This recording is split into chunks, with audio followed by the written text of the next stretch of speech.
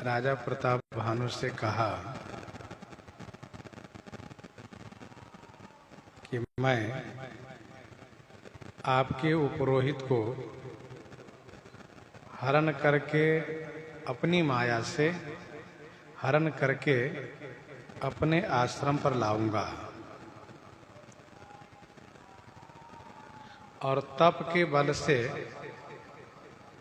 उन्हें अपने समान बना करके 1 वर्ष पर्यंत यहाँ पर रखूंगा, जिससे कि आश्रम खाली न रहे और मेरा नियम भी यहाँ पर चलता रहे। मैं आपके उपरोहित के वेश में आपके घर में निवास करूंगा और सब प्रकार से आपके कार्य को मैं संवारूंगा।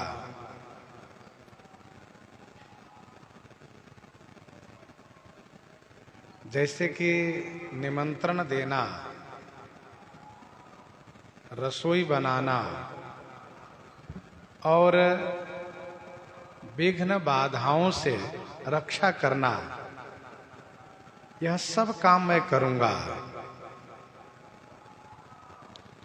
आगे कहता है, गई निसी बहुत शयन अब कीजे, मोहि तो ही भूप भेंट दिन तीजे। गई निसी बहुत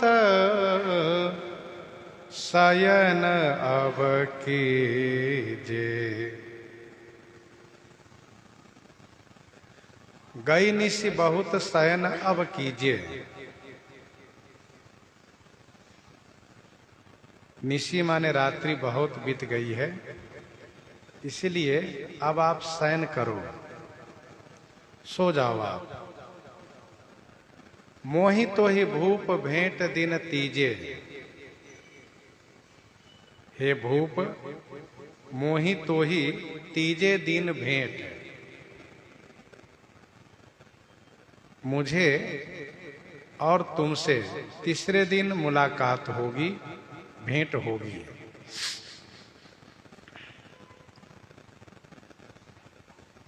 राजा प्रताप भानु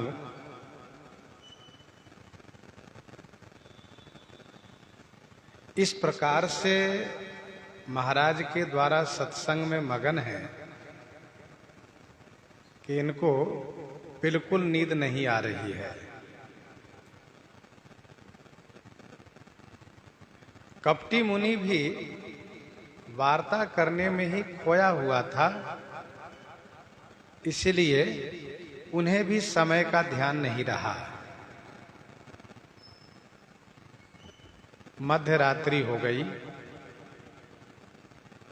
अब काल केतु के आने का समय हो रहा है, इसीलिए कपटी मुनि ने इनसे कहा कि राजन, आप सो जाइए।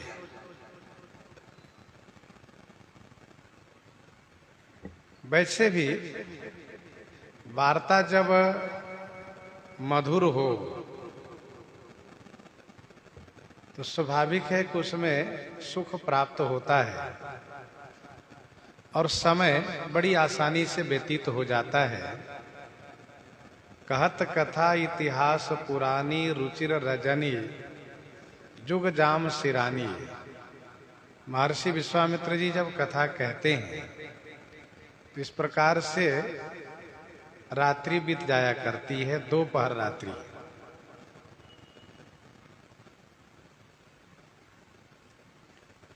कपटी मुनि ने ये कहा कि हमारी तुम्हारी मुलाकात, भेंट तीसरे दिन होगी। ज्यादा दिन का समय नहीं बताया, क्योंकि ज्यादा दिन के समय बताने से राजा प्रताप भानु को बहुत कष्ट होगा, क्योंकि प्रताप भानु चाहते हैं कि शीघ्रातिशीघ्र महाराज का कार्य प्रारंभ हो जाए, अर्थात ब्राह्मणों को भोजन कराने वाला कार्य प्रारंभ हो जाए।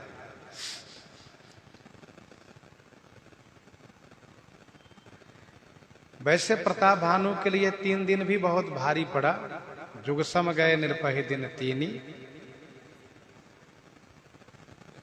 अच्छा, कपटी मुनि अपना स्नेह भी दिखा रहा है कि राजन मध्य रात्रि हो गई, अब सो जाओ। यह स्नेह दिखाना है। फिर उन्होंने कहा, मैं धरितासु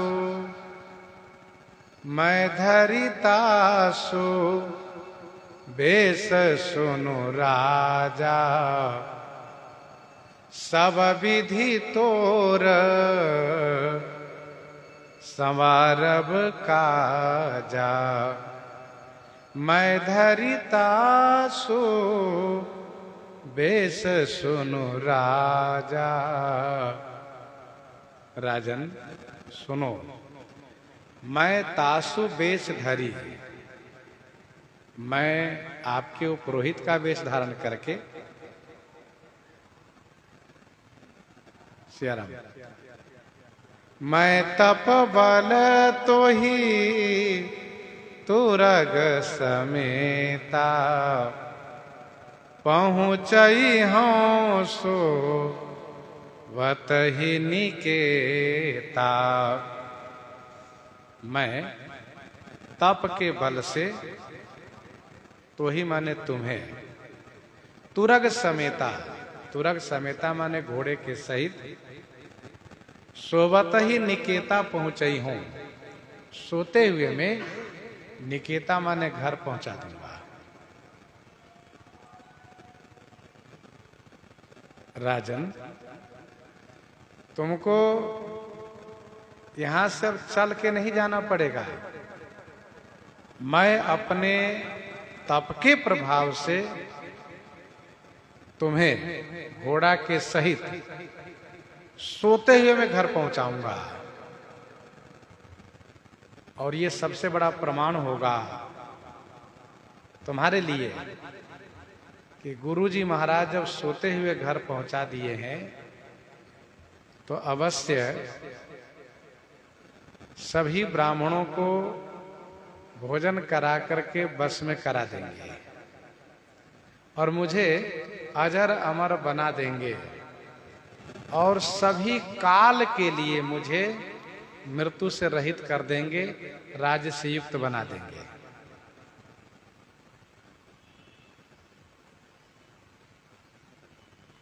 तप के बल से पहुंचा दूंगा। राजा को पूछना चाहिए था, महाराज आप मना करते हैं कि किसी को कहना मत, जब आप घर पहुंचा देंगे तो लोग हमसे पूछेंगे तो मैं क्या जवाब दूंगा कि मैं कैसे यहां पर आया। लेकिन प्रताप भानु ने इस बात को पूछा नहीं। क्यों नहीं पूछा? इसलिए नहीं पूछा कि जो महाराज पहुंचाएंगे वह महाराज मेरी रक्षा भी करेंगे। दूसरी बात, मैं राजा हूं, मैं अपनी ओर से इस बात को संवारूंगा, बनाऊंगा। और इसीलिए प्रताप भानु की जब नींद खुली है तो देखा कि अभी रानी को पता नहीं कि मैं आया हूं और किसी को मालूम नहीं है। इसलिए तुरंत उठ करके जाता है घोड़शाला में और उस घोड़े को देखता है कि बंधा हुआ है। उसी घोड़े पर बैठ करके और वन के लिए प्रस्थान कर जाता है। कल दिन भर मेहनत किया था, मध्य रात्रि में शयन किया, लेकिन राजा ठीक 3 से 4 बजे के बीच अर्थात ब्रह्म मुहूर्त में जग करके और वह घोड़े पर बैठ करके चला गया वन की ओर। राजा ने सोचा थोड़ा कष्ट मैं भी सह लूं, इसलिए पूछा नहीं। कपटी मुनि ने कहा कि देखो, तुम अपनी ओर से उपरोहित से मत पूछना कि आप वो है कि ये हैं, आप वह हैं कि ये हैं, मतलब आप वन वाले हैं कि घर वाले हैं, ऐसा मत पूछना। उनसे कोई चर्चा ही मत करना। तो मैं खुद बताऊंगा कि मैं आगे आऊं। मैं आऊ बसोई बेश धरी, पहचाने हूं तब मोही। जब एकांत बोलाई सब, कथा सुनावो तो ही, कथा सुनावो तो ही। मैं आऊब सोई बेश धरी, पहचाने हूं तब मोही। मैं सोई बेश धरी आऊब, तब मोही पहचाने हूं। मैं सोई माने वह वेश धारण करके आऊंगा, तब तुम मुझे पहचानना। कब? जब एकांत में बुला करके तो ही सब कथा सुनावो। जब मैं तुम्हें एकांत में बुला करके, अकेले में बुला करके और तुम्हें सब कथा सुना दूंगा, तब समझ जाना कि गुरुजी आ गए हैं। अपनी ओर से मत पूछना। कपटी मुनि को बहुत इस बात को लेकर के डर है कि किसी प्रकार से मेरे बारे में किसी को यदि पता चल गया तो फिर मेरे लिए अच्छा नहीं होगा। क्योंकि राजा के पुरोहित, राजा के मंत्री, राजा के अन्य सदस्य लोग बड़े ही होशियार हैं। राजा तो मेरे प्रति श्रद्धावंत होकर के अंधविश्वासी हो चुका है, मेरे प्रति एकदम से श्रद्धावंत हो गया। मैं जो कहूं वही करने और मानने को तैयार है। लेकिन बाकी इनके लोग बहुत होशियार हैं, चतुर हैं। इसलिए कहा कि जब एकांत बुलाई सब, कथा सुनावो तो ही। प्रताप भानु जब घर में आ गया है और फिर इन्होंने पुरोहित जी को देखा तो बड़े चौकन्ने होकर देखने लगे। कुपुरोहित ही देख जब राजा, चकित बिलो की सुमिरी सोई काजा।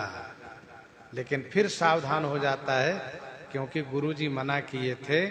और कहीं वो पुरोहित जी पूछ दिए, क्या बात है राजन, बड़े चौकन्ने होकर के मेरी ओर देख रहे हो? इसीलिए प्रताप भानु सावधान हो गए। मैं आऊब सोई वेश धारी, मैं वही वेश धारण करके आऊंगा। कौन सा वेश? आपके पुरोहित का वेश। शयन किन्ह निर्प आयसु मानी, शयन किन्ह निर्प आयसु मानी। आसन जाई बैठ छल ज्ञानी, आसन जाई बैठ छल ज्ञानी। शयन किन्ह निर्प आयसु मानी। निर्प आयसु मानी शयन किन्ह। निर्प राजा प्रताप भानु गुरु जी की आज्ञा मान करके सो गए।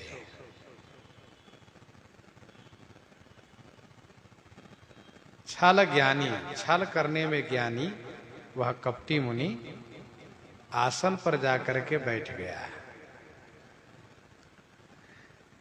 राजा प्रताप भानु वहीं पर सो जाते हैं और कपटी मुनि जाकर के अपने उस अलग आसन पर बैठता है जहां की वह काल केतु मित्र की प्रतीक्षा करेगा और जहां उनसे वार्ता करेगा और कार्य की योजना में आगे की तैयारी करेगा। प्रताप भानु बड़े ही श्रद्धावंत हैं, इसीलिए गुरु जी की आज्ञा मान करके तुरंत सो गए। शयन किन्ह नृप आए सुमानी सो गए। और यह कपटी मुनि आसन जाई बैठ छल ज्ञानी। दो आसन है इसका। एक वह आसन जो बैठका है,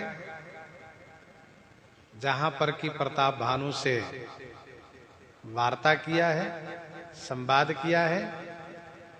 और दूसरा इसका वह आसन है जहां कि बैठ करके अपने मित्र की प्रतीक्षा कर रहा है। अलग अलग आसन बना रखा है।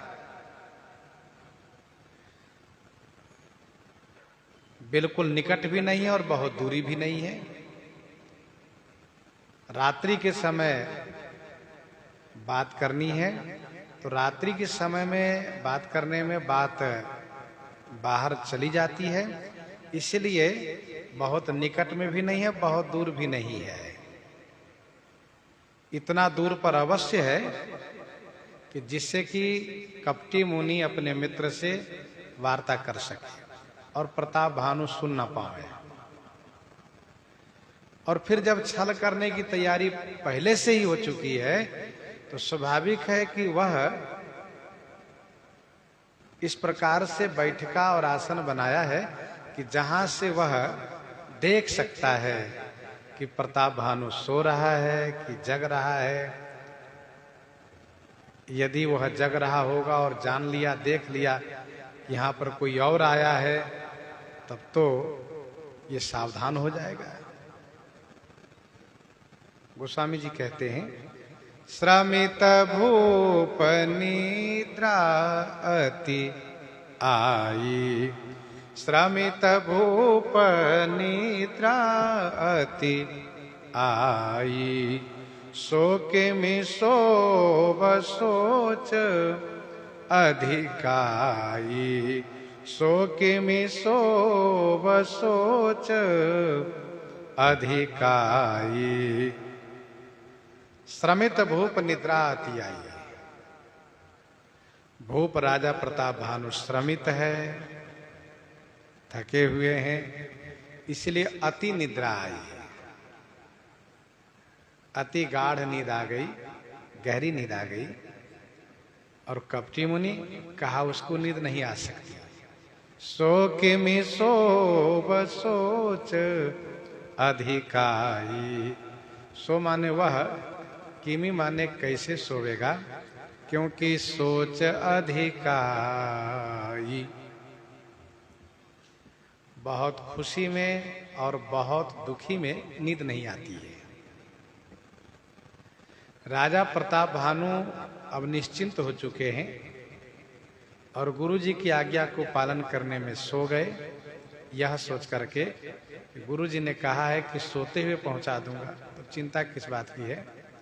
और फिर सब प्रकार से मेरा कल्याण करने में तत्पर हैं, मेरी रक्षा करने में तत्पर हैं, तो फिर हमें किसी बात की चिंता क्यों करनी है। पूर्ण निश्चिंत होकर के प्रताप भानु सो गए। जैसे सोए वैसे ही खर्राटे लेना शुरू कर दिए। श्रमित भूप निद्रा अति आई। कुछ ज्यादा ही नींद आ गई प्रताप भानु की। बहुत गहरी नींद में सो गए। दिन भर घोड़ा दौड़ाते रह गए थे शिकार के पीछे, इसलिए थके हुए थे, नींद आ गई। लेकिन कपटी मुनि को नींद नहीं आ सकती, क्योंकि उसको बहुत चिंता है। सोच अधिकाई। अधिक चिंता क्यों है? कहा अधिक चिंता इसलिए है कि वह आवेगा कि भी नहीं आएगा। अरे कौन?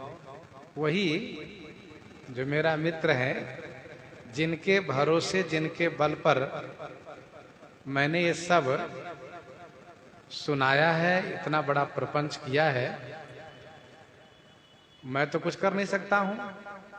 मैं तो एक तिनका भी यहां से वहां उठा के नहीं रख सकता हूं। मुझ में कोई माया शक्ति है नहीं। करेगा सब मेरा मित्र, तो वो आएगा भी कि नहीं आएगा? तो मन में एकदम से धक से हुआ, नहीं आया तो अरे तो राजा मुझे मार डालेगा सुबह। धूर्त, कपटी, पापी ऐसा कहते हुए, नहीं नहीं मेरा मित्र आएगा। तो मन को थोड़ा संतोष हुआ। कपटी मुनि को इस बात को लेकर के विश्वास है कि रोज मिलता है, आज भी मिलेगा।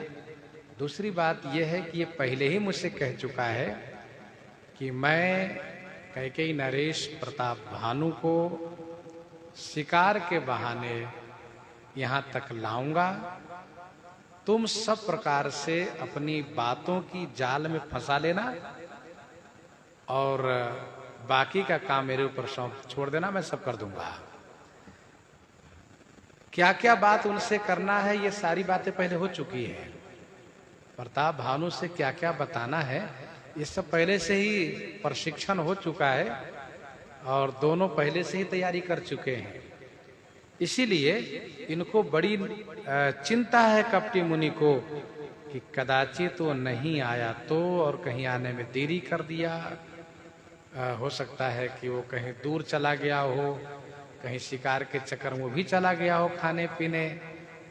राक्षस ही तो है, तो यदि 3-4 बजे तक आवे, 5 बजे सुबह आवे, तब तो बातें बिगड़ जाएगी, राजा की नींद खुल जाएगी, तो क्या होगा। इसीलिए इसको बड़ी चिंता है। और फिर ये कपटी मुनि बैठ करके अपने मित्र का माला जपना शुरू किया। मित्र तुम जहां भी हो जल्दी से आ जाओ, देखो नहीं आओगे तो तुम्हारा मित्र मारा जाएगा। यार तुम जल्दी से आओ, चाहे जहां भी हो। बिल्कुल मन से चिंतन करना, याद करना, पुकारना शुरू कर दिया, आओ भाई जल्दी आओ। बिल्कुल उचक उचक करके कपटी मुनि देख रहा, कहीं से आहट मिले, कहीं से आवाज आ जाए, अरे आया नहीं अभी तक। तो चिंता में नींद नहीं आती है। गयो भवन अति सोच बसा, नींद पड़े नहीं राती। कहां से नींद आएगी? निश्चिन नींद नहीं भूख दिना, भरत विकल सूची सोच। वैसे कपटी मुनि को नींद नहीं आ रही है। गोस्वामी जी महाराज कहते हैं वह आ गया। कौन? जिसकी बड़ी बेसब्री से प्रतीक्षा थी वही आ गया। काल के तो निशिचरता आवा, काल के तो निशिचरता आवा। जेहि सो कर होई निर्पहि भुलावा, जेहि सो कर होई निर्पहि भुलावा। काल केतु निश्चर तहां आवा। काल केतु निश्चर माने राक्षस, तहां माने वहां आ गया। जेहि सो कर होई निर्पहि भुलावा। जेहि जिसने सूकर होकर के निर्पही राजा प्रताप भानु को भुलाया था। गोस्वामी जी महाराज उस समय परिचय नहीं दिए थे। किस समय में? जब वह 12 सुअर मिला था तब। गोस्वामी जी ने वहां पर इतना ही कहा है कि वहां पर प्रताप भानु को एक 12 दिखाई दिया। फिरत विपिन निरपदीख बराहु। बराहु है कैसा, उसका स्वरूप तो कहा, लेकिन ये है कौन नहीं कहा।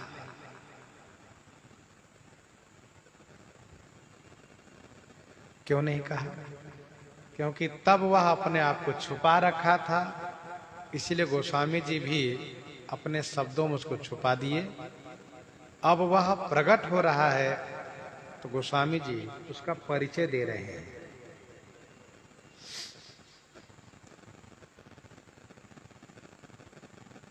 जैसे जनकपुर के उस पुष्प वाटिका में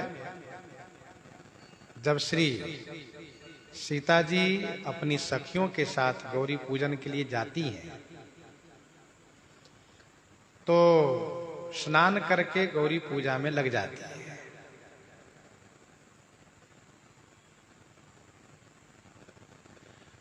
और एक सखी फुलवारी को देखने के लिए चली जाती है।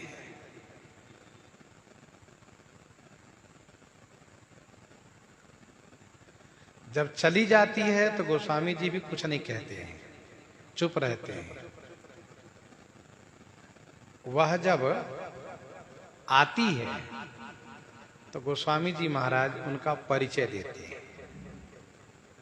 एक सखी सी संग बिहाई गई रही,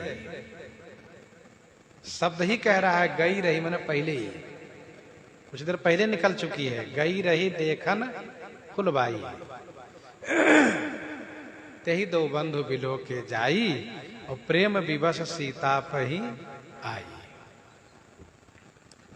गई थी तब गोस्वामी जी ने कुछ नहीं कहा, लेकिन जब वह आई तो गोस्वामी जी ने परिचय दिया, क्योंकि अब वह जिस काम से गई थी वह काम पूरा करके आ रही है।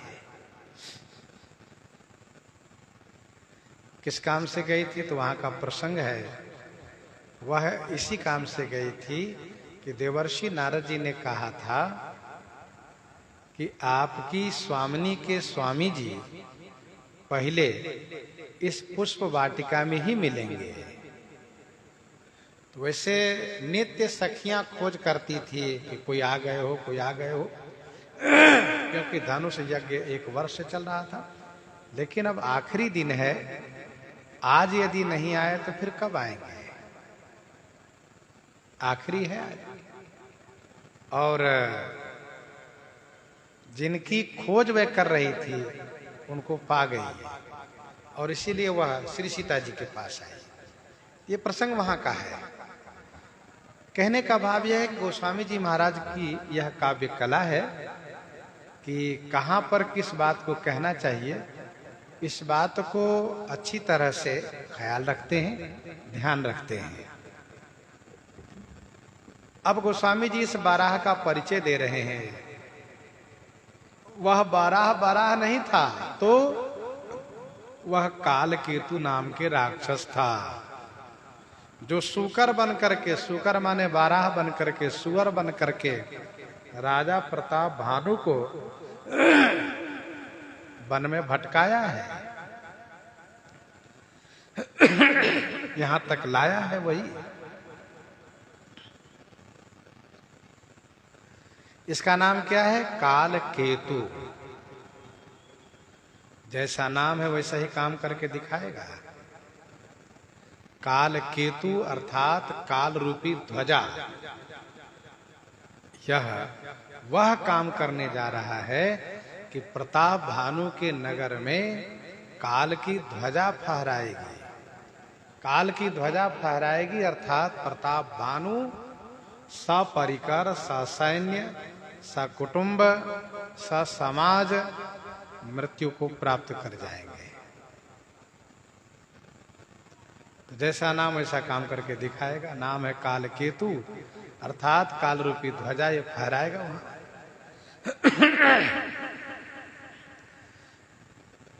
परम मित्र तापस निरपकेरा, परम मित्र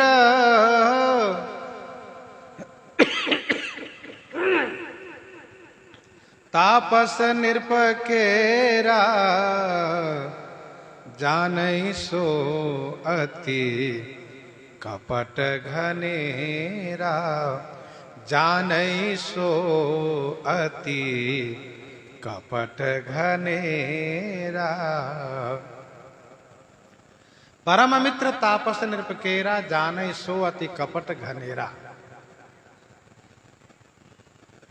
तापस निरपकेरा परम मित्र। तापस निरपकेरा माने तपस्वी राजा के ये परम मित्र हैं। गोस्वामी जी अब कपटी मुनि को नृप कह करके संबोधित करना शुरू किए। ये भी राजा है। कौन राजा है? तो वर्तमान में तापस राजा है, तपस्वी राजा है। परम मित्र तापस नृपकेरा, उस तपस्वी राजा का यह काल केतु परम मित्र है। परम मित्र अर्थात अतिशय मित्र है। जानै सो अति कपट घनेरा, सो माने वह अति घनेरा कपट जाने। वह अति घनेरा माने अतिशय समूह बहुत कपट को जानता है। परम मित्र तापस नृपकेरा,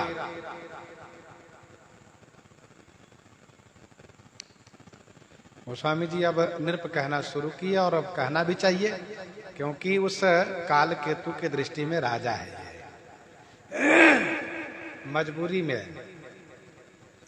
यह तपस्वी बना है, कोई शौक से तपस्वी नहीं बना है, कोई शौक से वन में आके नहीं रह रहा है। प्रताप भानु ने इनको तपस्वी रूप में रहने के लिए विवश कर दिया है। परम मित्र तापस नृपकेरा, उस तपस्वी राजा का यह परम मित्र है, अर्थात मित्र धर्म का निर्वाह खूब करता है ये उसके साथ। और उसी के बल पर, अर्थात इसी कालकेतु के बल पर यह राजा तपस्वी बनकर के वन में रह रहा है। सब प्रकार से सुरक्षा प्रदान करता है। और जब कभी ये बहुत दुखी होते हैं तो वह समझाता है, मित्र धीरज रखो, घबराओ नहीं, समय की प्रतीक्षा करो। सब दिन हो तन एक समाना, एक जैसा सब दिन नहीं होता है। एक समय हम लोग का भी आएगा और हम लोग प्रताप भानु को मिटा देंगे, समाप्त कर देंगे। और देखो, तुम केवल अपनी राजधानी, रानी और प्रजा के लिए चिंता करते हो। अरे आने दो समय, मैं उस कैकेयी देश का राजा तुम्हें ही बनाऊंगा। तो यह कहता है, यार इसी तरह से केवल ढाढ़स बंधाते रहोगे कि कभी कुछ होगा भी। तो वह कालकेतु कहता है, मित्र देखो, किसान खेत में बीज बोता है तो समय से ही फसल होता है ना। समय की प्रतीक्षा करो, आएगा, हम लोग का भी समय आएगा। अच्छा ठीक है, भगवान ऐसा ही करें, तुम्हारे मुंह में घी शक्कर हो, घी शक्कर पड़े और बिल्कुल तुम्हारा कहना सत्य हो। तो वह भी कहता है सत्य होगा। हम लोग वन में छुप करके रह रहे हैं, एक न एक दिन हमारा भी समय तो आएगा ही। देखो भाई, बुरे लोग भी समय की प्रतीक्षा करते हैं। बुरे लोग भी समय की प्रतीक्षा करते हैं, आने दो समय। वह बहुत बड़ा कपटी है, जाने सो अति कपट घनेरा। बहुत बड़ा मायावी है, क्योंकि असुर है वह। आसुरी विद्या में वह कुशल है। जब जैसा चाहे वैसा रूप बना सकता है, जिसके साथ वह जैसा व्यवहार चाहे कर सकता है। तो प्रताप भानु के साथ ऐसा पहले क्यों नहीं कर लिया? का यही तो इसकी मजबूरी थी, क्योंकि बहुत बड़े प्रतापी, पराक्रमी, तेजस्वी के साथ सहसा कोई कदम नहीं उठाना चाहिए। समय का इंतजार करना चाहिए, नहीं तो उल्टा होता है।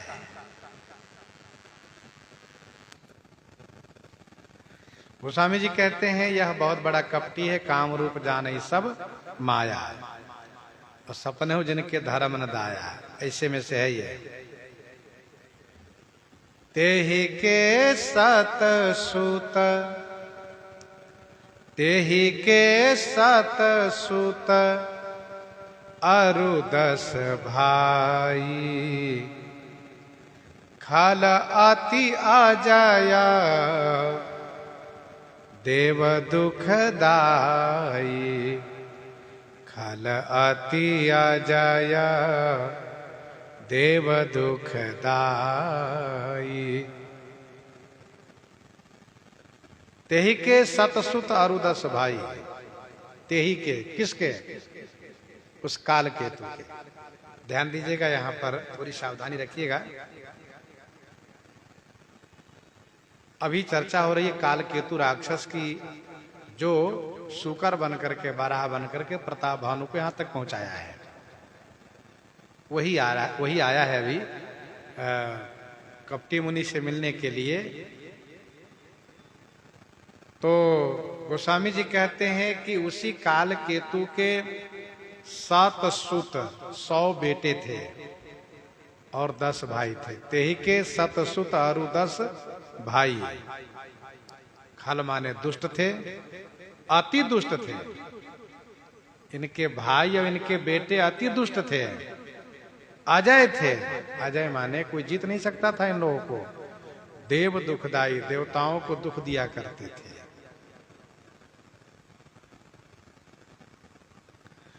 स्वाभाविक है बेटे के प्रति ममता ज्यादा होती है, इसीलिए गोस्वामी जी ने यहां पर कहा कि उस काल केतु को अभी भी यह बात हमेशा सालती रहती है, कसकती रहती है कि उस राजा ने मेरे बेटे को मार दिया। मेरे पास 100 बेटे थे, आज वो समय है कि मेरा एक भी बेटा नहीं है। मेरे 10 भाई थे, उसको भी मार दिया। तेहि के 7 सुत और 10 भाई, खल अति अजय देव दुखदाई। अच्छा, इनके भाई बेटे से बड़े दुष्ट थे, बड़ी दुष्टता करते थे। खाला न हृदय अति ताप विषेखी, जरहि सदा पर संपत्ति देखी। ये प्रायः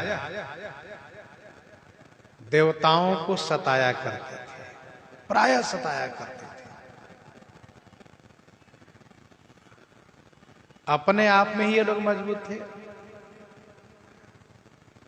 100 बेटा 100 भाई ये हो गए, 10 भाई इनके भाई थे 10 110 तो ऐसे ही हो गए। और फिर यही लोग थोड़े न थे, फिर इनके और भी साथी, सहपाठी, मित्र लोग, सहयोगी लोग थे। ये देवताओं को प्रायः दुख दिया करते थे। देखत भीम रूप सब पापी, निश्चर निकर देव परितापी। करहि उपद्रव असुर निकाया, नाना रूप धरहि करी माया। देवता लोग बेचारे बड़े दुखी थे। देवताओं ने प्रताप भानु से कहा, ध्यान दीजिएगा, इतिहास साक्षी है कि पूर्व काल में बहुत ऐसे राजा लोग होते आए हैं जिनसे कि देवता लोग सहयोग की अपेक्षा करते थे, और देवताओं के सहयोग में यहां से भूलोक से राजा जाया करते थे। और इसीलिए गोस्वामी जी ने लिखा है कि सुरपति बसई बाह बल जाके, नरपति सकल रहहि रुख ताके। सूर्यवंशी राजा बहुत ऐसे हुए हैं जो जा करके देवताओं की रक्षा किए हैं। चाहे वो राजा खटवांग ही सही, चक्रवर्ती जी का नाम है ही, श्री रघु जी महाराज, सब देवताओं की ओर से असुरों से लड़ते थे। देवताओं ने अपना दुखड़ा सुनाया प्रताप भानु को। अच्छा, प्रताप भानु देवता के भक्त हैं। गुरु सुर संत पितर महि देवा, करई सदा नृप सबकई सेवा। सबकी सेवा करता है ये। देवताओं ने कहा, आप इन सबको मार डालिए। किसको? कहा काल केतु के परिवार को, परिवार सहित मिटा दीजिए, हम लोग बहुत सताते रहते हैं। प्रथम ही भूप समर सब मारे, प्रथम ही भूप समर सब मारे, विप्र संत सुर देखी दुखारे, विप्र संत सुर देखी दुखारे। भूप राजा प्रताप भानु प्रथम ही माने पहले ही, समर माने युद्ध में इन सबको मार दिए। क्यों मार दिए? उन लोगों ने इनसे तो कोई विरोध नहीं किया था। तो गोस्वामी जी समाधान करते हैं कि विप्र संत सुर देखी दुखारे। विप्र ब्राह्मण, संत और सुर माने देवता को दुखी देख करके राजा प्रताप भानु ने पहले ही इन सबको मार डाला है।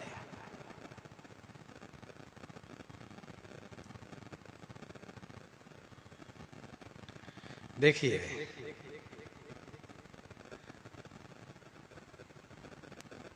शत्रु का कोई व्यक्ति मिल जाए, मतलब शत्रु का शत्रु मिल जाए तो उससे मित्रता हो जाती है। शत्रु के शत्रु मिल जाए तो उससे मित्रता हो जाती है, इस बात पर कि तुम्हारा भी शत्रु मेरा भी शत्रु। और इसीलिए काल केतु और कपटी मुनि के बीच प्रगाढ़ मित्रता हो गई है।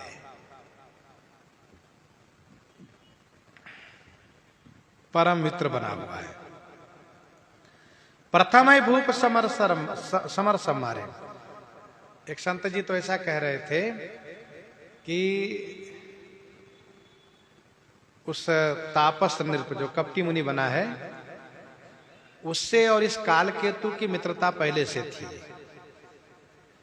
तो उसने अपने मित्र को आवाहन किया, बुलाया।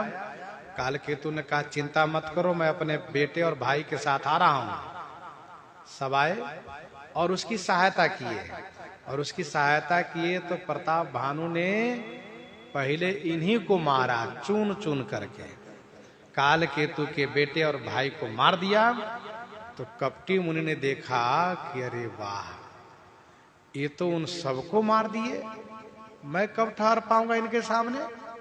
इसीलिए तुरंत रण से भागा, और भागा तो पता चला काल केतु भी भाग कर आया है। दोनों एक जगह मिल गए।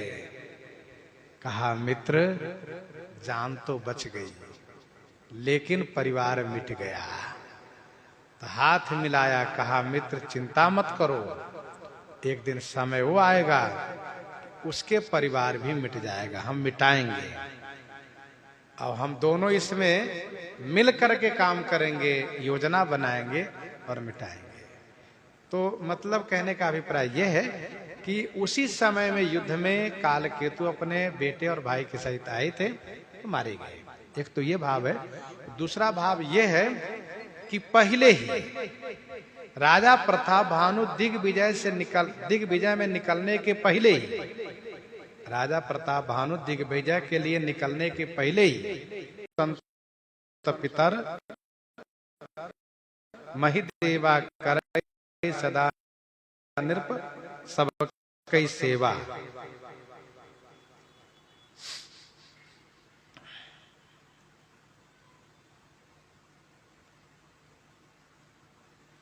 प्रताप भानु से एक भूल हो गई।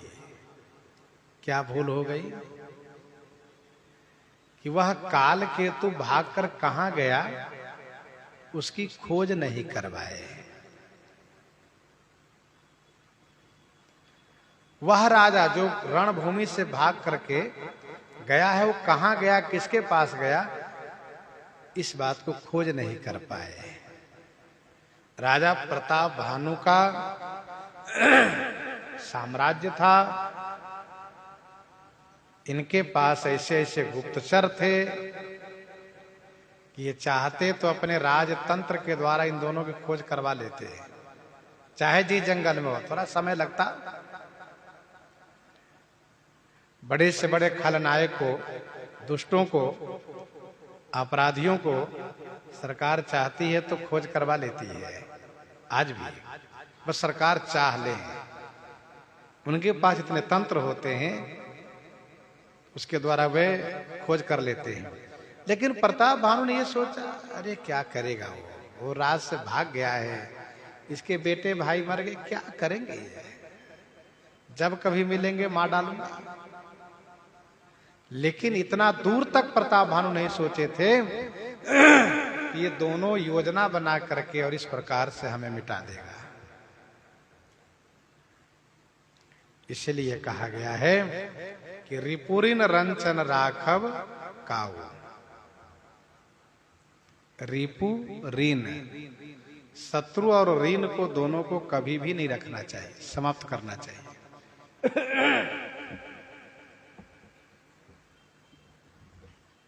तदपि कठिन दशकंठ सुनु छत्री जाति कर रोष। आखिर वो भी छत्री ही है। कौन?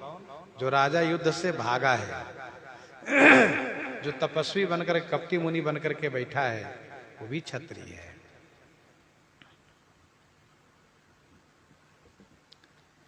बैरी पुनि छत्री पुनि राजा,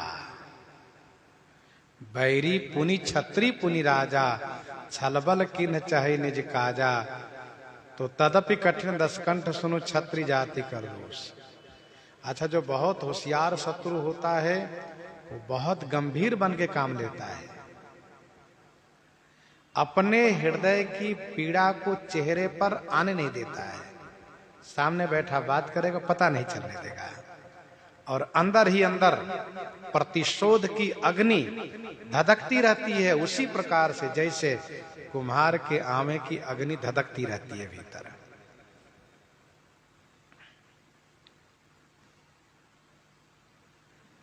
गोस्वामी जी कहते हैं प्रताप भानु ने इन दोनों को हल्के करके छोड़ दिया, खोज नहीं करवाया। ते ही खल पाछिल बयर संभारा, तापस निरप मिली मंत्र विचारा। ते ही खल पाछिल बयर संभारा,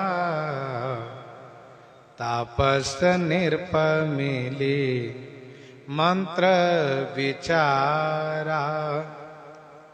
तेही खल, तेही खल माने उसी दुष्ट ने पाछिल बैर संभारा।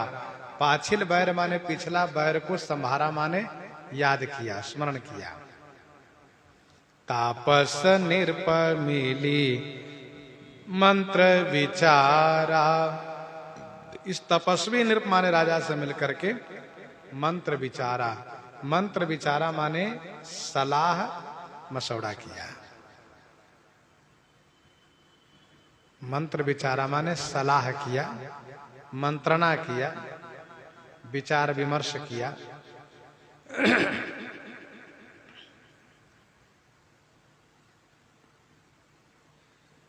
तापस नृपमिली मंत्र विचारा। तपस्वी राजा से मिलकर के मंत्रणा किया।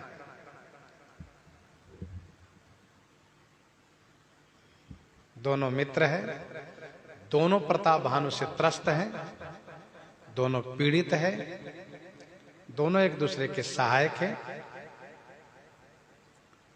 और मित्रता में ऐसा होता है जैसा कि भगवान श्री राम जी ने कहा, बाली मम भुजबल आश्रित ही जानी, मारा चासी अधम अभिमानी। तो अपने मित्र का पक्ष लेना, मित्र की सहायता करना, ये नियम है, नीति युक्त है। तेहि खल पाछिल बैर संभारा, तापस नृपमिल मंत्र विचारा। गोस्वामी श्री तुलसीदास जी महाराज ने लिखा है दोहावली 352 में, दोहावली 352 में लिखा है, उत्तम मध्यम नीच गति पाहन सिकता पानी। दोहावली 352 में, उत्तम मध्यम नीच गति पाहन सिकता पानी, प्रीति परीक्षा तिहुन की बैर व्यतिक्रम जानी। उत्तम मध्यम नीच गति पाहन सिकता पानी।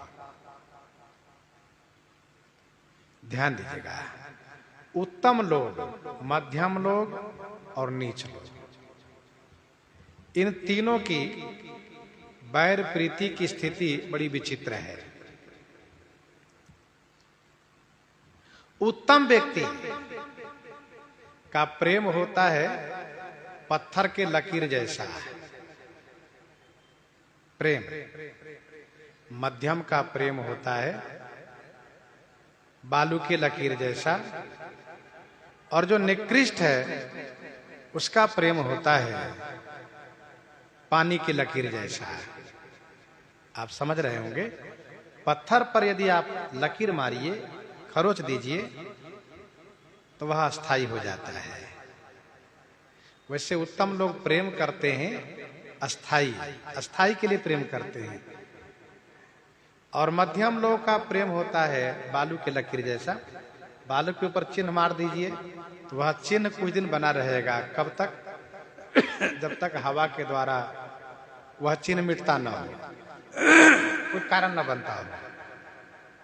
और नीच लोगों का प्रेम होता है पानी की लकीर जैसा। पानी पर लकीर मारिए और पीछे मिटता चला आएगा।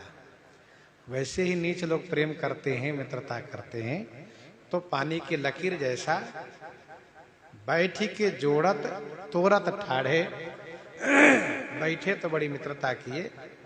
जैसे ट्रेन में बैठे हैं, कहीं धर्मशाला में, कहीं सभा में, कहीं समाज में बैठे हैं, और ऐसी वार्ता किए कि लगा बहुत प्रेम हो गया, और उठे और फिर चल दिए अपना बोरिया बिस्तर उठा करके। घूमकर देखा भी नहीं कि कैसे हो, क्या हो। तो यह है इन तीनों के प्रेम की बात। और जरा बैर की बात समझ लीजिए। उत्तम लोगों का बैर होता है, विरोध होता है पानी की लकीर जैसा। उत्तम पुरुष लोग यदि लड़ाई झगड़ा करेंगे भी, तो लड़ाई झगड़ा खूब कर लेंगे, और फिर इसके बाद चलते समय हाथ मिलाएं, कहा देखो ये तो होता रहता है, और बैठ के चाय पियेंगे, बाल भोग करेंगे। उत्तम लोगों का जो विरोध होता है पानी की लकीर जैसा। मध्यम का प्रेम भी मध्यम और बैर भी मध्यम, बालू की लकीर जैसा।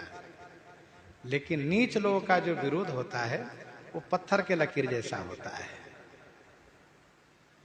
नीच लोग जो विरोध करते हैं पत्थर के लकीर जैसा करते हैं, अर्थात वे अपने जीवन पर्यंत प्रतिशोध की कामना करते हैं, और यदि प्रतिशोध लेने में सफल नहीं रहे तो अपने बच्चों को सिखा जाते हैं, उनको छोड़ना मत, उसने मुझे बहुत परेशान किया था। अरे तब समय था, क्या उसको गांठ बांधे चल रहे हो? नहीं नहीं, छोड़ना मत उसको, बदला जरूर लेना। ये स्थिति है। तो तेहि खल पाछिल बैर संभारा, तापस निरपमिल मंत्र विचारा। काल केतु राक्षस और वह कपटी मुनि दोनों ने विचार किया।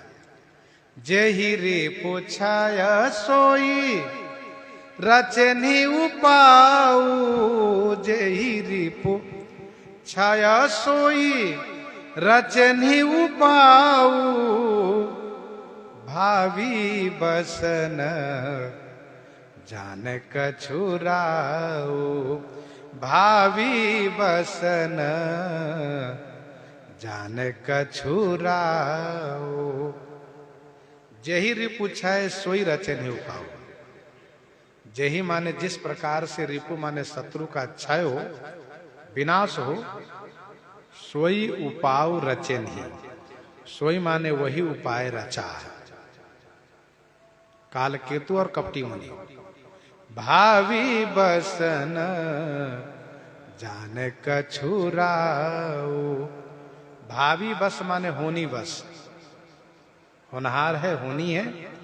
इसलिए राजा प्रताप भानु कुछ भी नहीं जान पाए। राजा प्रताप भानु को कहीं भी कोई संदेह हुआ ही नहीं। गोस्वामी जी कहते हैं भावी बस। ये भावी कौन है? कहा हरि इच्छा भावी बलवाना। हरि इच्छा भावी है, और जहां हरि इच्छा भावी होती है वहां फिर किसी का कुछ चलता नहीं है। संबुदिन उपदेशिता नहीं नारदे सुहान, भरद्वाज कौतुक सुनहु हरि इच्छा बलवान। तो भगवान की इच्छा रूपी भाभी बहुत बलवती होती है। भाभी बस प्रतीत उराई। अयोध्या कांड में वर्णन है, श्री कैकेयी जी ने पहले मंथरा को बहुत जोर से फटकार लगा दिया। जब उसने इस प्रकार से कहा मंथरा ने कि कौशल्या जी पर विधाता दहिना हो गए हैं,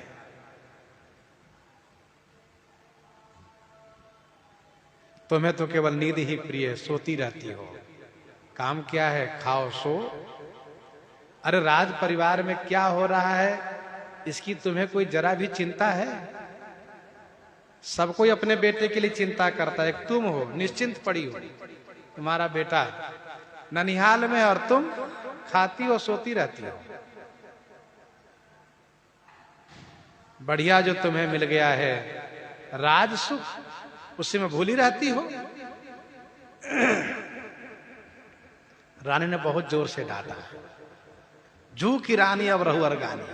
और सुनो, फिर यदि इस प्रकार से तुमने कहा ना, तुम्हारी जीवा खिंचवा लोगे। तुम जैसे लोग ऐसे ही होते हैं, तुम जैसे लोग ऐसे ही होते हैं। कैसे लोग का काने खोरे कुबरे, कुटल कुचाली जानी, तिये विषेक पुनिचेरी कही, भरत मात मुस्कानी। रानी कैकेयी को लगा कि अरे अरे मैंने अपनी दासी को कुछ ज्यादा कठोर कह दिया। अब किसी नेत्रहीन से कहो अंधा, उसको थोड़ा बुरा ज्यादा लगता है। कुंवरी है, फिर कहा कुंवर, और तुम चेरी दासी। तो इसी ने कैकेयी ने फिर उस पर थोड़ा मरहम पट्टी किया। लेकिन होनी प्रबल है। जिस कैकेयी ने मंथरा को फटकार लगाया, जिस कैकेयी ने अपनी बात मंथरा से कही कि श्री राम जी मुझे कितने प्रिय हैं, राम जी मुझसे कितना प्रेम करते हैं, वही श्री कैकेयी मंथरा की बात मानने के लिए विवश तब हो गई। कब? जब भावी बस प्रतीत हो रही है, मन डगमगाया। और रानी ने जब शपथ दिलाई, तब मंथरा अपना जाल फैलाना शुरू कर दिया। कहने का अभिप्राय यह है कि होनी प्रबल होती है। बड़े बड़े ज्ञानियों का ज्ञान काम नहीं करता है जब होनी सामने दिखाई पड़ती हो तो।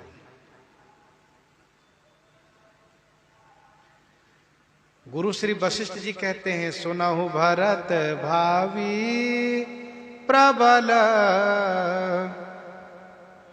बिलखी कहे मुनि नाथ, हानि लाभ जीवन मरण, जस अपजस विधि हाथ, जस अपजस विधि हाथ। हम लोग चाहे जितना बुद्धिमान चतुर बने, लेकिन हरि इच्छा के आगे कुछ चलता नहीं है।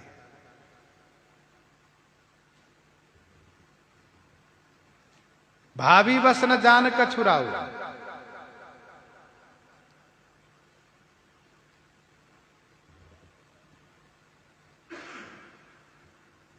भावी वश है।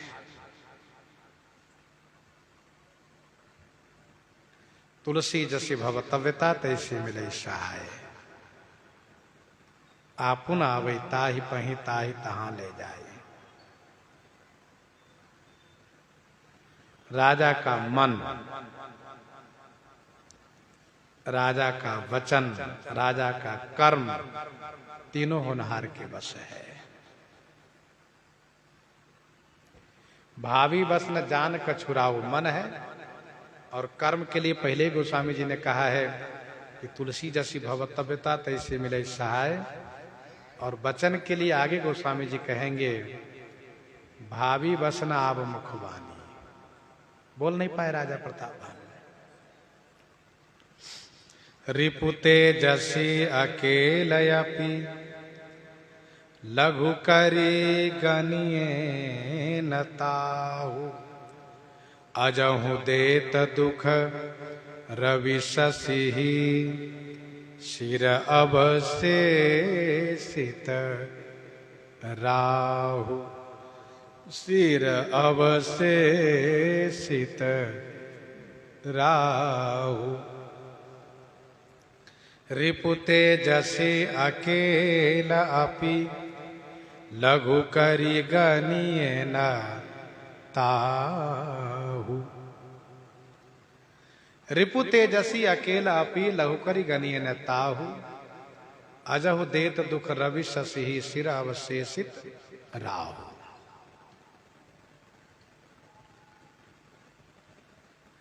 कपटी मुनि काल केतु तो है ये, प्रताप भानु अकेले हैं। दोनों मिल करके सोते हुए प्रताप भानु गला दबा दे, खेल खत्म हो जाए। गोस्वामी जी कहते नहीं नहीं, ये उचित नहीं है। क्यों? कहा रिपु तेजस्वी अकेला अपि। तेजस्वी रिपु,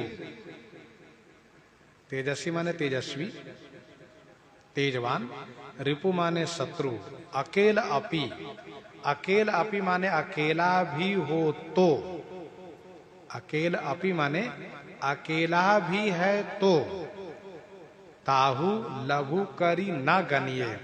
ताहु माने उसे, लघु करी माने छोटा करके नहीं गिनना चाहिए।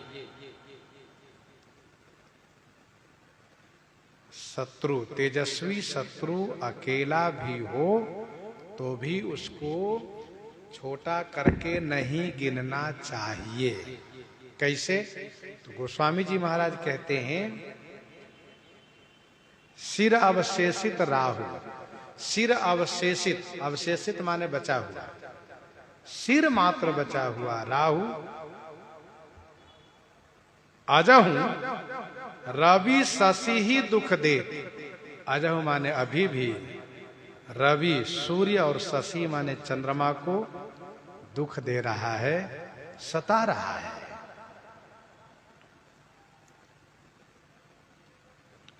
तेजस्वी शत्रु को कभी भी अकेला करके नहीं मानना चाहिए। ये रिपु तेजस्वी सबके लिए है। कालकेतु के लिए भी है, कपटी मुनि के लिए भी है, प्रताप भानु के लिए भी है। कालकेतु तेजस्वी शत्रु था, प्रताप भानु को इन्हें छोटा करके नहीं गिनना चाहिए था। कपटी मुनि जो कपट से मुनि बना है वह भी तेजस्वी शत्रु था, उसको अकेला करके नहीं गिनना चाहिए था। मतलब उसे छोटा करके तुच्छ करके नहीं मानना चाहिए था। अकेला हो गया तो क्या बिगाड़ लेगा? कभी कभी अहंकार में हम कहते हैं अकेला है क्या कर लेगा वो। अरे अकेला है क्या कर लेगा, इस भ्रम में मत रहो। बहुत कुछ कर सकता है यदि वह समय की प्रतीक्षा करते हुए योजना बनाया तो।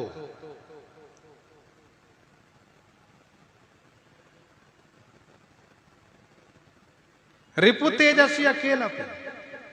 वैसे प्रताप भानु यहां पर अकेला है, फिर भी इनको छोटा करके इन दोनों को नहीं गिनना चाहिए, ये इसका मतलब है।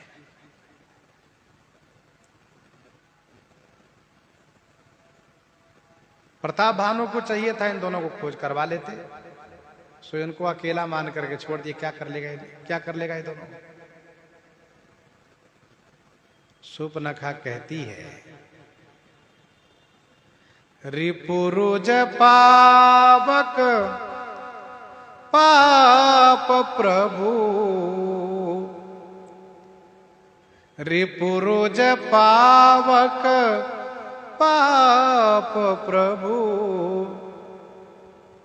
अहि गनिये नहीं काऊ।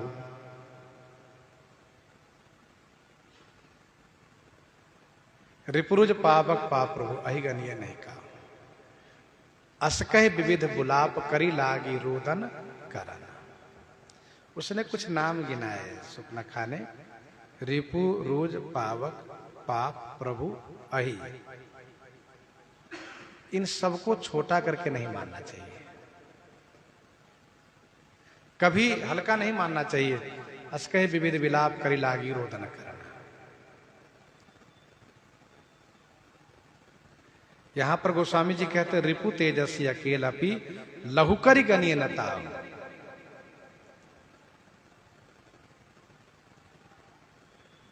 तो अजहु देत दुख रवि शशि सिर अवशेषित राहु।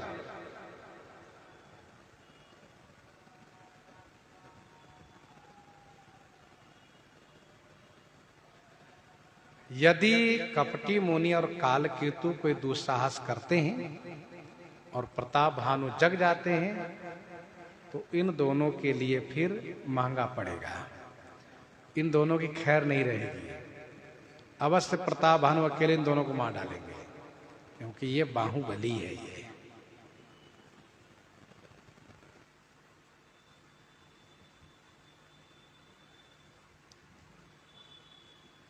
अजहु देत दुख रवि शशि सिर अवशेषित राहु।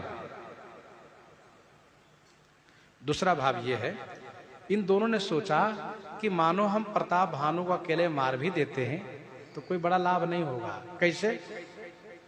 कहा कि इसका मंत्री, इसका सेनापति, इसका भाई बड़ा होशियार है, ये सब खोज करवाएंगे हमारे भाई को किसने मारा, फिर हम दोनों को मार डालेंगे।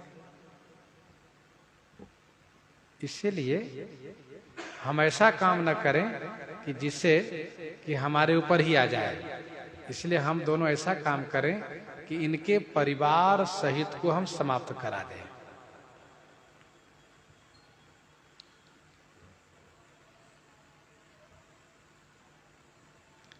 तापस निरप निज सखहि निहारी, हरस मिले उठी भयउ सुखारी। तापस निरप निज सखहि निहारी, हरस मिले उठी भयउ सुखारी। देखिए, आया है काल केतु निस्तर तहावा, 6 चौपाई, 1 दोहे में इसका परिचय दिए गोस्वामी जी। अब गोस्वामी जी कहते हैं तापस नृप निज सखहि निहारी। तापस नृप माने तपस्वी राजा, निज सखहि निहारी, निज माने अपने सखा मित्र, काल केतु को निहारी माने देख करके उठी हरसी मिले, उठ करके हरसी माने प्रसन्नता पूर्वक मिला। आओ मित्र आ जाओ, आ जाओ भाई आ जाओ। और गले लग करके मिला, बड़ा सुखी हुआ। कहा मित्र, कपटी मुनि ने कहा, तपस्वी राजा ने कहा मित्र तुम ही इस राजा को लाए हो नहीं यहां तक। कहा मित्र, कहा बस तब काम बन गया। मैं तो डर रहा था कहीं ऐसा न हो कि प्रताप भानु अपने से आ गया हो, किसी और शिकार के चक्कर में आ गया हो। आप लाए हो तो ठीक है। तो काल केतु ने कहा ठीक से बात किए हो ना? कहा बिल्कुल। तैयारी पूरी है ना? कहा। तो हरस से मिले उठी भयो सुख ही, तापस नृपनिज सखहि निहारी। तपस्वी राजा अपने सखा को देख करके गले से लग करके मिल करके बड़ा सुखी हुआ। मित्र ही कही सब कथा सुनाई, जातु धान बोला सुख पाई। मित्र ही कही सब कथा सुनाई, मित्र ही कही सब कथा सुनाई। वह कपटी मुनि, देखो हम लोग कपटी मुनि कहते हैं, वैसे मानसकार इनको तापस नृप कह रहे हैं अब, क्योंकि उस काल केतु की दृष्टि में तपस्वी राजा है ये, और हम लोगों की दृष्टि में कपटी मुनि है वो। तो कपटी मुनि ने मित्र ही कही सब कथा सुनाई, मित्र को कह करके सब कथा सुनाया। इस तरह से मैं सब बात कह दिया हूं। ब्राह्मण को भोजन कराने के संदर्भ में हम भोजन बनाएंगे, तुम परसोगे, मेरे बारे में कोई जाने ना, तुम्हारे पुरोहित को हरण करके अपनी माया से यहाँ ले आऊंगा, तप के बल से उसे अपने समान बनाकर यहाँ रखूंगा, मैं उसी पुरोहित के वेश में तुम्हारे घर में रहूंगा, 1 वर्ष पर्यंत 1 लाख ब्राह्मण को रोज निमंत्रित करूंगा, भोजन बनाऊंगा, विघ्न बाधा से रक्षा करूंगा, तुम केवल परसोगे, खिलाओगे, और इसी प्रकार से सब ब्राह्मण बस में हो जाएंगे। और मैंने ये भी कहा है मित्र कि तुम सो जाओ, तुम्हें घोड़ा सहित सोते हुए मैं घर पहुंचा दूंगा। देखो भाई, सब बात सत्य होनी चाहिए। कहाँ, बिल्कुल सब बात सही होगी। और मैंने उनसे भी कहा है कि तुम पुरोहित से पूछना नहीं, हम खुद बताएंगे, इसीलिए सब बात में कर दिया हूं। तो जातुधान बोला सुख पाई, जातुधान वह राक्षस, जातुधान माने राक्षस, काल के तो सुख पा करके बोला। कहा सुनो, अब साधे रिपु सुनहु नरेसा, अब साधे रिपु सुनहु नरेसा, जो तुम कीन मोर उपदेशा। नरेशा सुनहु, काल केतु राक्षस कहता है, नरेश सुनो, राजन सुनो, मेरे लिए तुम ही राजा हो और सबके लिए राजा तुम बनोगे। अब हे नरेश सुनो, जो तुमने मोर उपदेशा किन, जो माने जो तुमने मेरा उपदेश किया है, अर्थात मेरा उपदेश को क्रियान्वित किया है। जो तुम किन मोर उपदेशा, जो तुमने मेरे उपदेश को क्रियान्वित किया है, मेरा कहा किया है, तो अब साधेव रिपु, अब रिपु को मैंने साध लिया, साध लिया माने मिटा दिया। वैसे साधव का अर्थ होता है बस कर लेना, बस कर लिया। यहां बस करने का अभिप्राय नहीं, अभिप्राय है कि मैंने नष्ट कर दिया, मिटा दिया, समझ लिया, साध लिया उसको। अब साधेव रिपु, अब रिपु को साध लिया। साध लिया का मतलब व्यवहारिक भाषा में तो अर्थ होगा बस कर लिया, लेकिन विशेष अर्थ में यह है कि मैंने उसको साध लिया, खत्म कर दिया।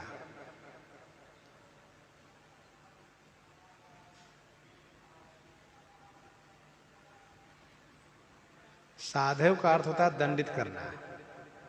अब लग तुम्हें न काहू साधा,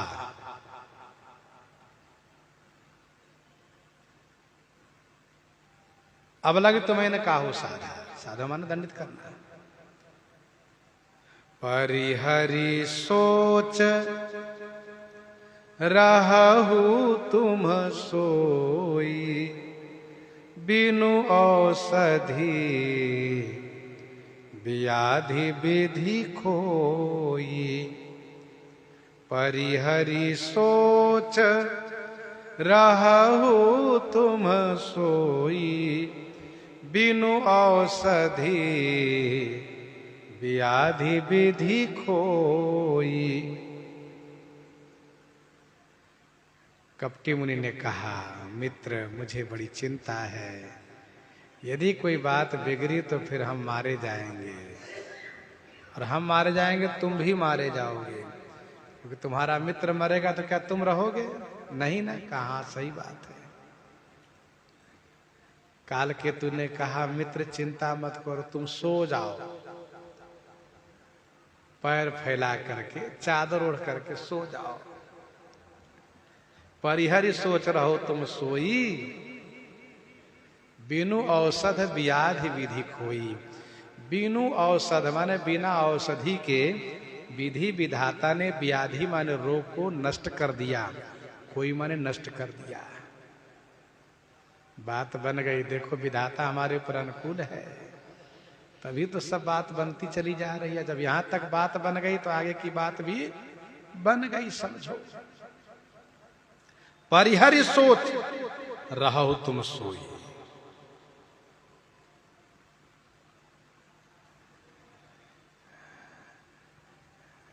कालकेतु ने देखा कि हमारे मित्र तपस्वी राजा बड़े चिंतित हैं, बड़े उद्विग्न हैं।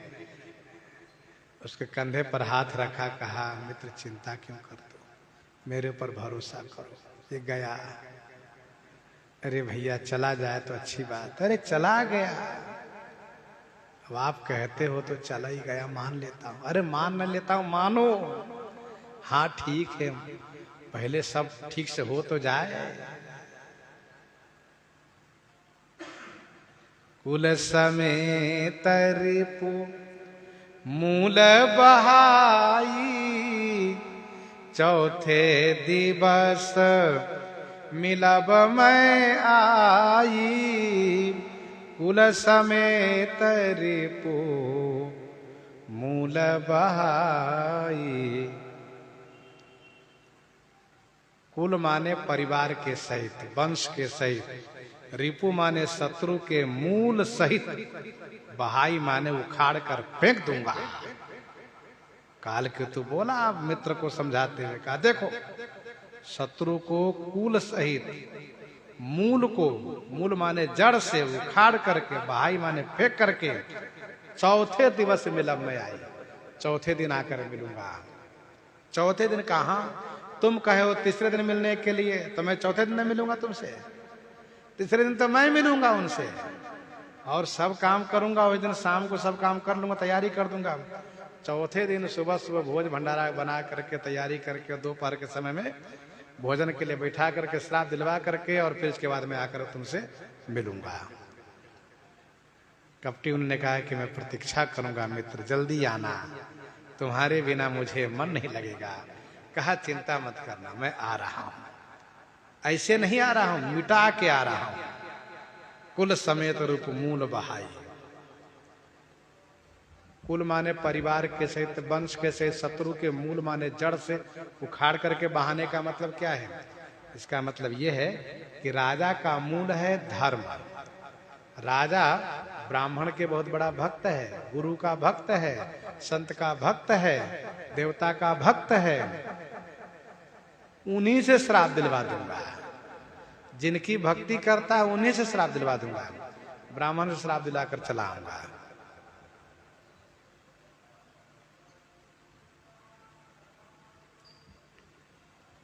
चौथे दिवस मिलब मैं आई। चौथे दिन आकर के मैं आपसे मिलूंगा। फिर भी कालकेतु ने देखा कि मेरा मित्र तापस नृप बड़ा अधीर है, घबरा रहा है, डर रहा है। बातें तो बहुत बनाया हूं, कहीं कोई बात बिगड़ गई, इस घोर जंगल में भी मैं नहीं रह पाऊंगा। और प्रताप भानु बहुत होशियार है, कहां जाऊंगा, सब जगह उसी की सत्ता है, खोज करवा के मरवा डालेगा मुझे। इसलिए तापस निरपही बहुत परितोषी, चला महाकपटी अति रोषी। चला महाकपटी अति रोषी। तापस निरपही बहुत परितोषी। तापस निरपही माने तपस्वी राजा को बहुत परितोषी माने बहुत संतुष्टि दिलाया, बहुत ढाढ़स बंधाया, बहुत परितोष किया। और महाकपटी कालकेतु राक्षस अति रोष में चला। कहा मेरे बेटे और भाई को तुमने मरवाया था, देखता हूं तुम आज कैसे बच पाते हो। तुम जिनकी भक्ति करते हो उन्हीं से तुमको श्राप दिलवाऊंगा। आज मैं काम करके लौटूंगा। भानु प्रताप ही बाजी समेता, पहुँचायसि छन माझ निकेता। भानु प्रताप ही बाजी समेता। यह है इसकी मायावी विद्या। इस प्रकार से माया का प्रयोग किया कि घोड़ा भी रास्ते में एक बार भी हिन आया नहीं। घोड़ा भी रास्ते में एक बार भी नहीं हिन आया, नहीं हिन आया, बोला नहीं। दोनों को जड़वत कर दिया है माया के प्रभाव से, और दोनों को उठा करके एक क्षण में पलक झपकते ही घर पहुंचा दिया। भानु प्रताप ही बाज समेता पहुंचाए सी क्षण माज निकेता। एक क्षण में पहुंचाया, कुछ पता नहीं चलने दिया। ऐसा नहीं कि आकाश मार्ग से लेकर उड़ रहा हो, हवा की बेग लगने से नींद खुल जाए, सो सब कुछ नहीं होने दिया। एक क्षण में माया का प्रभाव उठा के यहां से घर उठा दिया, पहुंचा दिया। पहुंचा इस क्षण माज निकेता। और इसलिए प्रताप भानु को बड़ा आश्चर्य हुआ। मुनि महिमा मनमहु अनुमान। अरे वाह, ऐसे गुरु जी ने लाया यहां, जान ही नहीं पाया। इतना ही नहीं, घर में ही नहीं पहुंचाया बल्कि रनिवास में पहुंचाया और उसकी पटरानी के पास सुला दिया। निर्पही नारी पही शयन कराई, हाय गृह बांधे से बाजी बनाई। निर्पही नारी पही शयन कराई। निर्पही राजा प्रताप भानु को उसकी नारी के पास शयन करा दिया। रानी की नींद नहीं खुली, कहा नहीं खुली। कैसे नहीं खुली? तो कहा इसलिए नहीं खुली, इसीलिए क्योंकि कालकेतु ने माया किया है राजा पर, घोड़े पर और रनिवास पर, रानियों पर। राज द्वार में राज कर्मचारी व सिपाही जो भी, सब पर माया का प्रभाव डाला है, किसी को पता नहीं चलने दिया। जो जहां है सबको सुला दिया, का सब सो जाओ। कछुक दे माया मति मोई। हयगृह बांधे सी बाजी बनाई। घोड़े को घुड़शाला में बना करके बांधा। जैसे बांधा जाता वैसे ही, ऐसा नहीं कि जल्दीबाजी उल्टे सीधे बांध दिया, जैसे बांधा जाता वैसे बांध दिया। राजा के उपरोहित ही हरिलय गयो बहोरी, लय राखिस गिरी खोह महू, माया करी मति भोरी। आप बिरचि उपरोहित रूपा, परयो जाइते ही सेज अनूपा। स्वयं सो गया कालकेतु। मित्र से कहा तुम सो जाना, यहां सब काम करके स्वयं सो गया। सब सो रहे हैं। प्रसंग को ही हृदयांगम करते हैं। आइए श्रवण करते हैं श्री भक्तमाल जी से।